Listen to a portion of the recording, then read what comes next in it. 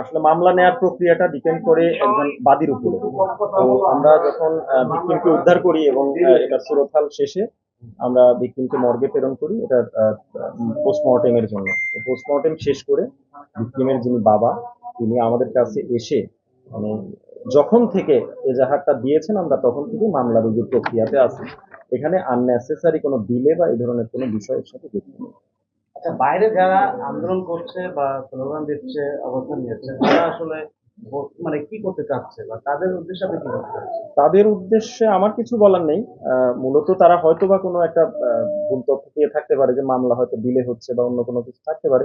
But আমাদের যিনি ভিকটিমের পিতা আছেন এখানে, তিনি যখনই এসেছেন আমরা সর্বোচ্চ সহযোগিতা করছি এবং প্রক্রিয়াধীন মামলা রুজুর যে প্রক্রিয়াটা থাকে সময় যতটুকু লাগে ততটুকুই লাগছে। প্রাথমিক তদন্তে কোনো তথ্য প্রাথমিক তদন্তে বলতে এরকম কোনো কিছু নেই। আমাদের পোস্টমর্টেম এর সাপেক্ষে আমরা এটা বিষয়ে মানে বিশেষজ্ঞ মতামতের সাপেক্ষে আমরা কথা বলতে পারবো।